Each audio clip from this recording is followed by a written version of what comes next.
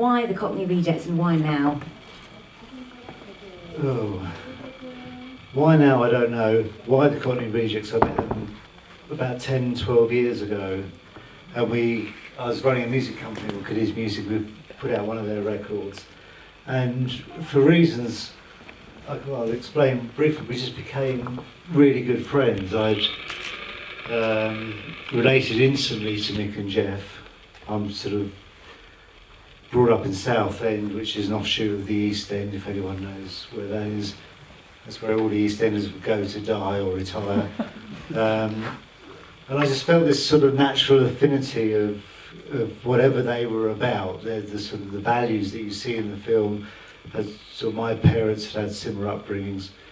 So I had that good feeling, and then I'd read, so I know them, and then I read Jeff's book, which if you like the film, read his book, it's even more mental. I think it's just called Cockney Rejects.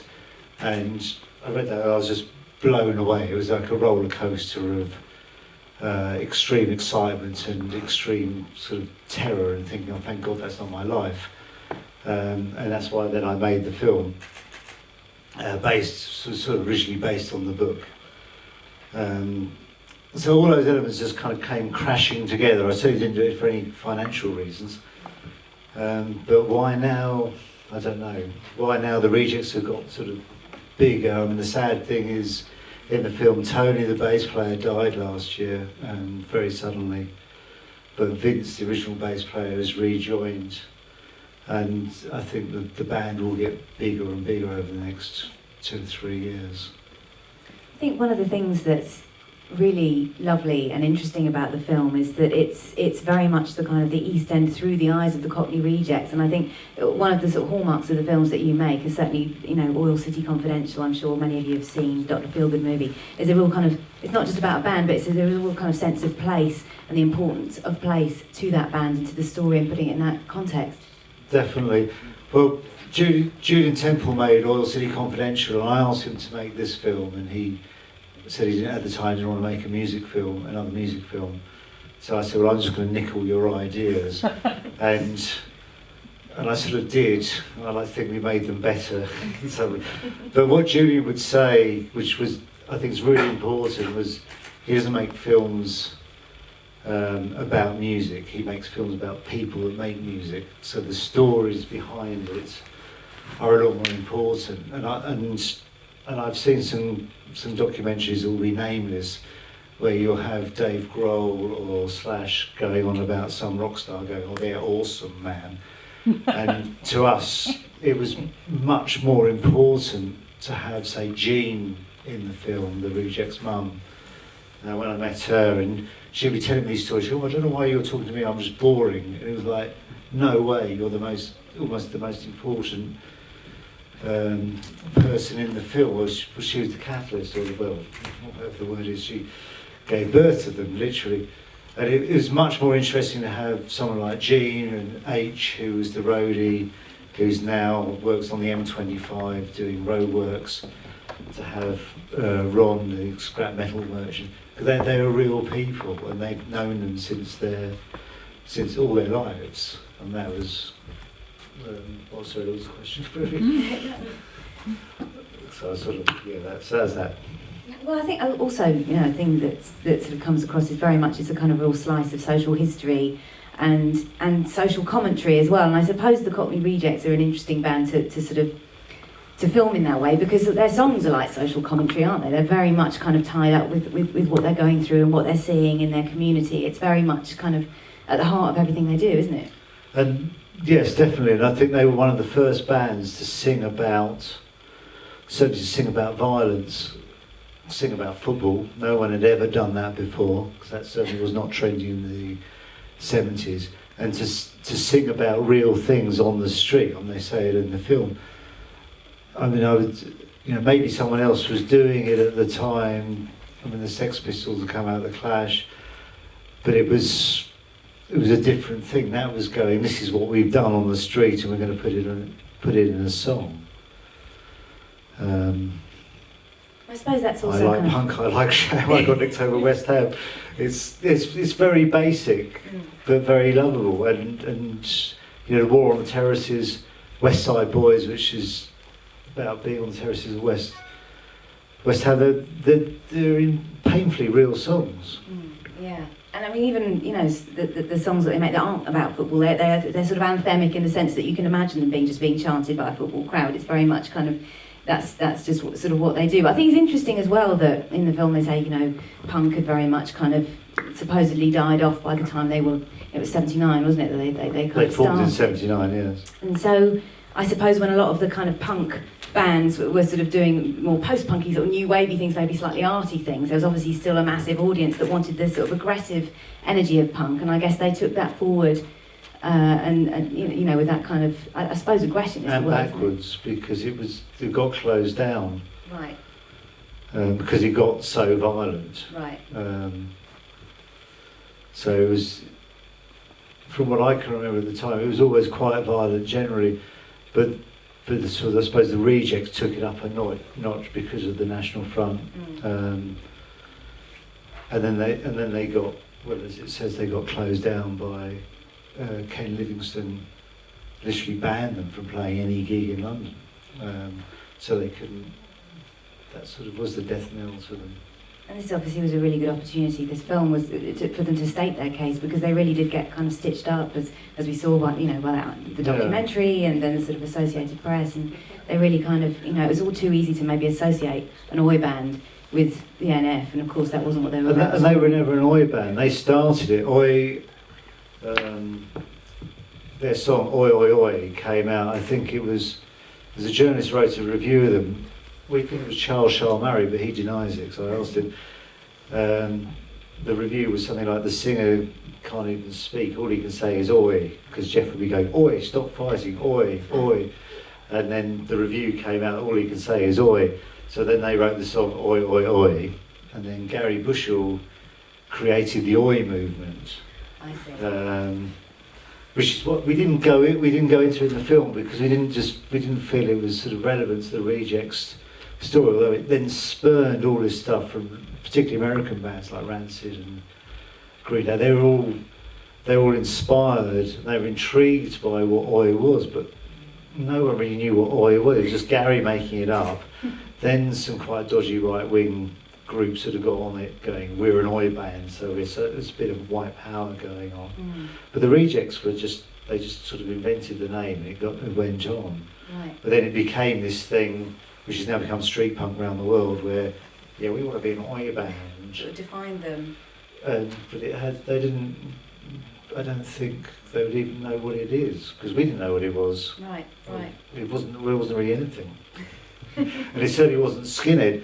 The skinheads sort of adopted it, and you look at it, we're all skinheads now because all our hair's fallen out. But at the time, no one was a skinhead. We would fight what the skinheads were about, when skinhead had been taken over from like the black culture, reggae music, and it had become like this white National Front thing. That's the skinheads from the late 70s, the 80s, and nothing to do with that at all. And you look at any of those images in there, there's no skinheads. Cockney Rejects were never skinheads. No. There's nothing to do with that. No, that was the interesting thing. Even when they were making that documentary, they were, you know, you could see them. They were not skinheads. Well, the ITV, that's a great. I mean, it's crazy. Here's this gang of skinheads, and they're like 18 or 14-year-old kids just there because they bunked off school. Yes. That's what it. And it's actually on there, but they're just lying. Yes, exactly. It must have been. I mean, obviously, there must be a huge amount of frustration. This must have been a great, you know, chance for them to sort of put forward their story. But I suppose it's a pro and a con, isn't it? Being that young and that cocky and that confident and just sort of going out there. And it's amazing how they kind of went about things. But I suppose the flip side is they didn't have much experience, and they did kind of get stitched up, didn't they? Yeah, they did. And some people see the film and go, oh, if only they'd done this and this, they'd have been a massive band. And I say, well, there would have been no film. One of the reasons they are a victim of their own circumstance, but they created that. They were, and you know, Mick says that at the end. You know, we did a lot of it. They're very aware, so they're sort of railing against society and being treated badly, but equally they're pissing off everybody and being incredibly aggressive and horrible. yeah, back in the day, I'd have hated to have met them. I mean, they're in their 50s. They've been appalling people to me. They'd have probably smashed me over the head. But that's what makes them so good. That's what makes them so contradictory and interesting. And there's, to a degree, they're like this to this day, or in a more mellow way. But yeah, they're not easy fellows to all the time. Sometimes. Were there any moments when you were making the film that work did get quite challenging or difficult? There's one time Jeff rang up, and Jeff and Mick fall out. I mean, they have this song "All Right, Bruv," and they get on very well, but they're quite different characters. There was one time when Jeff rang me and went, "Yeah, Rich, you can make that film, but just take me out of it. I don't want to have anything fucking do with it." Blah blah blah. And that sort of for half an hour was going. And he didn't even say why. And that was, say, on a Monday. By the Friday, it was all back on. And that's quite a normal kind of occurrence. There is a lot of people that are going to be killed, and then they're not. And it kind of gets, it sort of gets sorted out. I've got to choose my words carefully. Of course, yes, this is being and there's none of them here to disagree. But yeah, they will feel things very personally, and very quickly they'll want to jump in with both feet and start the fight. And then, but I mean, always with me, it's been, they've been, as the cliche goes, they've been gentlemen, they've been fine.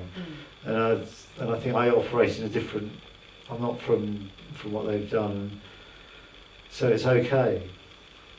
I mean, obviously, I suppose, again, going back to the sheer fact of them being so incredibly young, and the way they kind of, the way they kind of were brought up and everything, it's clear that, those experiences must sort of, this will kind of feel them very deeply in there. But I suppose also what I found interesting is their relationship with the East End and the community, and this strong sort of almost quite sentimental sense of kind of family and community. And of course, literally you have the two brothers in the band, and I just thought it was quite interesting because they do seem, certainly from what you've portrayed, as very close, and they seem to have a really nice relationship. And I'm thinking about all the other kind of bands with brothers in. It doesn't always work out that way, does it? You've got the Davies and the kind of warring Gallaghers, and Jim and William Reed and the Mary Chain, and it's kind of a difficult, fractious thing, isn't it, generally?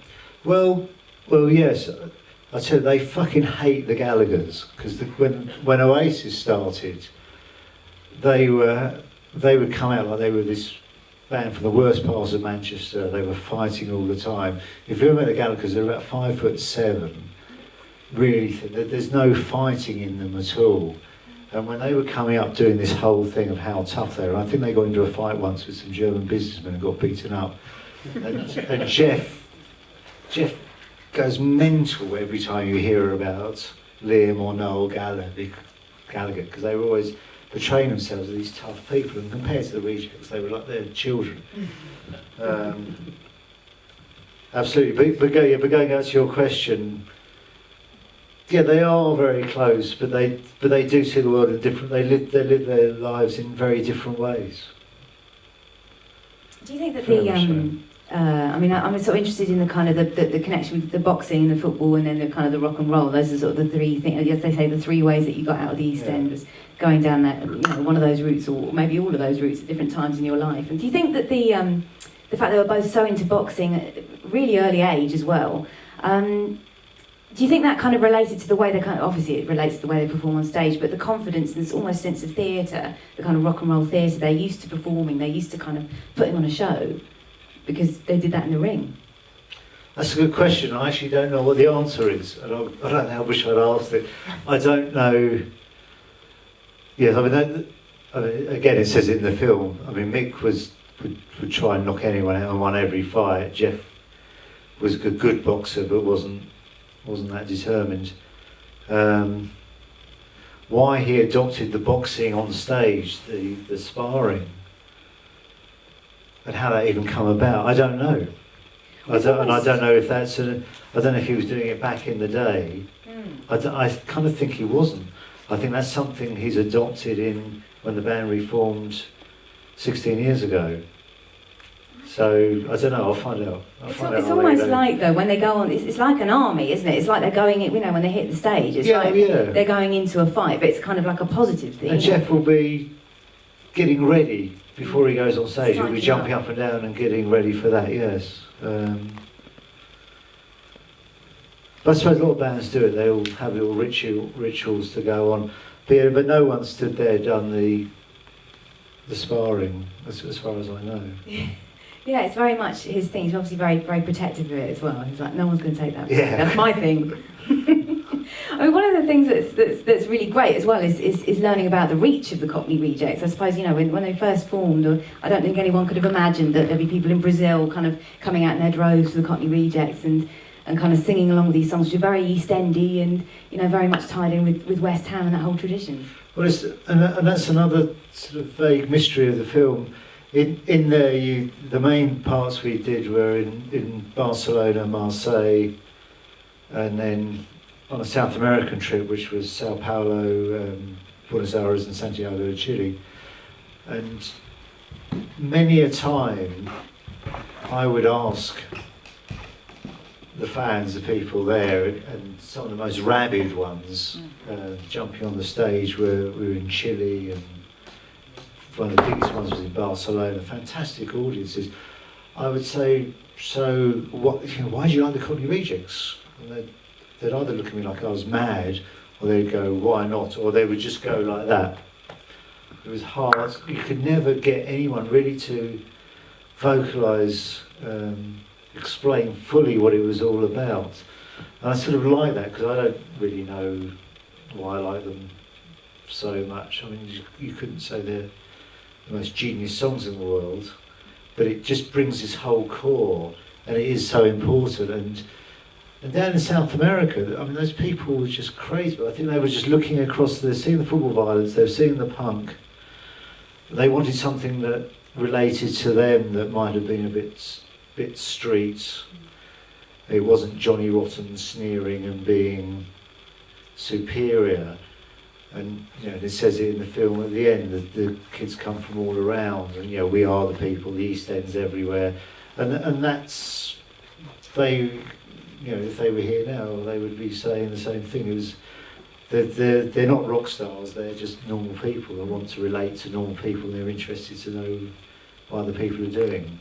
Although Mick Geggers was throwing some righteous rock star shapes, wasn't he? I mean, he is a born rock star. But it is interesting he's good at gurning. Yeah, the gurning. They're kind of, I mean, just the way they looked was kind of iconic. I mean, it just, those faces, Greek, the expressions are amazing. On one side of the family, they're actually Greek immigrants. On one side of the family, the Geggers, the real name is Geggers, and that was from their grandfather. So they got English and Geggers, English and Greek. Right. That's why. And if you actually look at them, Mick now actually looks quite Greek. Jeff doesn't. It's quite strange. That's interesting. Yeah, you know, he does. Absolutely. But going back to when you said when you were asking the fans in South America, and they just sort of do that. I think that says everything really, because it's a very visceral thing, isn't it? The whole thing is visceral. The performances and just the whole feeling. It's really. I enjoyed the film so much. I mean, what did they feel about the film when they saw it? Oh, they loved it. Well, they were involved. Mick and I made it together, so he was there every step of the way, giving advice and stuff. And then we would show bits of it to Jeff, and he would say, "Oh, that was wrong," or Jeff's got a really good memory of dates and facts. But yeah, they were just delighted with it. You know, there was. Well, you couldn't have made it without them being happy. Yes, quite. Very wise man. One person I have to mention is Henry Stein, who edited it, who's done films on Oasis, Strange Enough, Led Zeppelin and stuff. He really, towards the end, he really helped finish it off when we were knackered from making the film for 3 years. He put a lot of input from the outside looking at it. Right. And that's how long it took. So it did, because I remember you talking about it when you were still promoting Royal City Confidential. Yeah, well, we had a few problems along the way. Okay. Companies going bankrupt on us and things. Oh my goodness, all right, okay, yes. Wow, congratulations, Richard. I think it's a really great film. Has anybody got any questions in the audience for Richard? Please go home.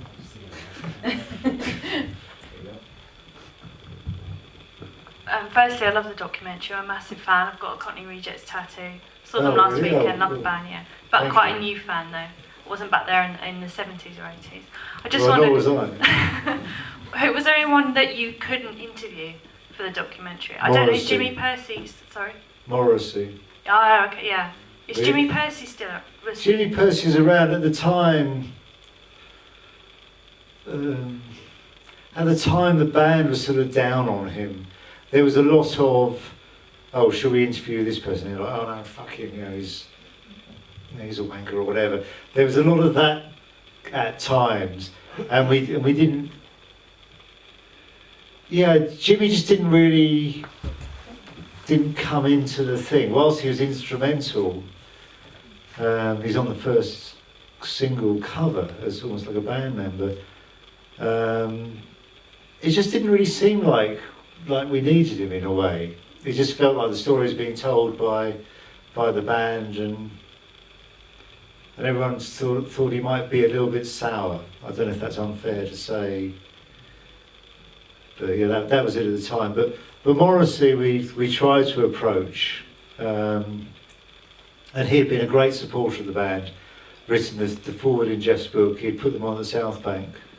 And we'd gone to see Morrissey at the Brixton Academy and met him then, and we were treated like royalty. We were sitting in the front row of the Brixton Academy. I was sitting next to Stella McCartney and Liv Tyler, not that I actually even knew, but that was there. It was only afterwards someone said, "Oh, you were there with them?" I was like, "Oh."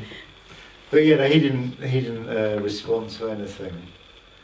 But then he had invited to his 50th birthday, but didn't turn up. So maybe that was a bit of a. I think Morrissey would have been interesting because he would have been one like, well, he's such a strange person to be a Cockney Rejects fan. It would have been intriguing to see what he had to say. But really, it was once we started, we just wanted to keep it with the scrap metal dealers and East London. We didn't want to go the rock star. There was a few record company people at the time, Chris Briggs, that signed them to EMI, and he signed the Pistols to EMI. We wanted to ask him, but he was very friendly, but didn't want to go on camera.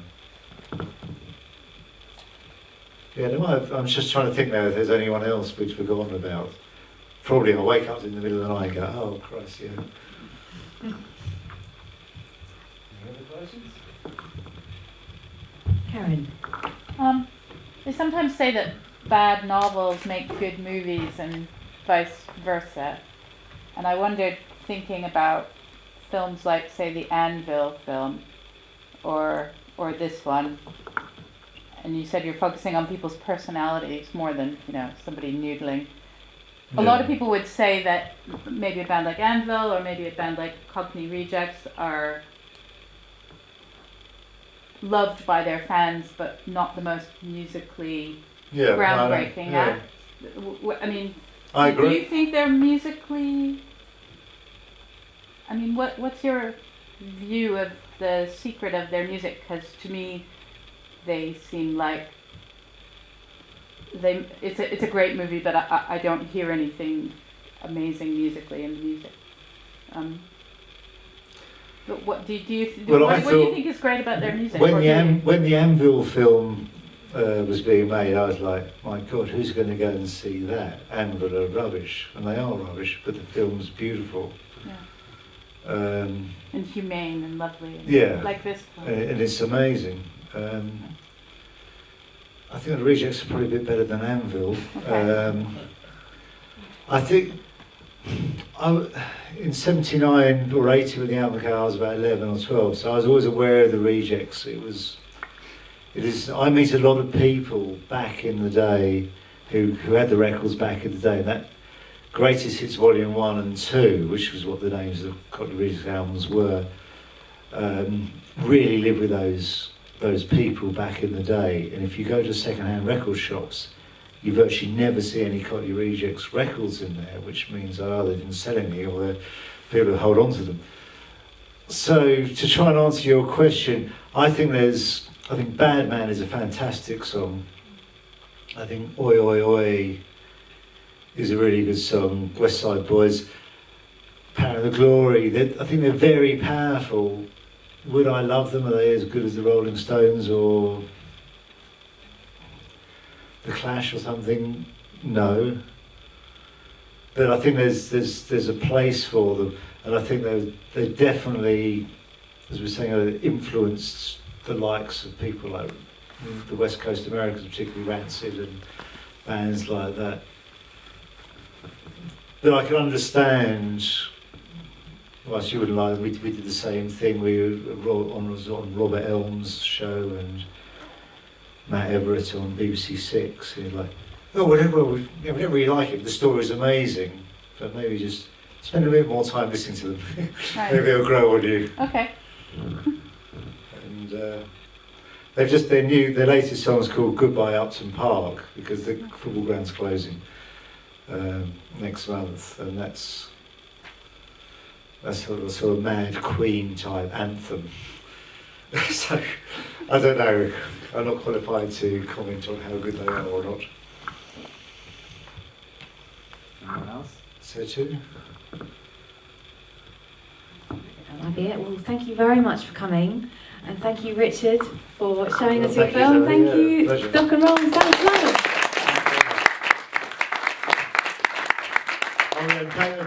Mick was meant to be here, but unfortunately Jean has not been that well, so he was just looking after her tonight. So he sends his apologies for not being able to get here. And thank you. Thank you.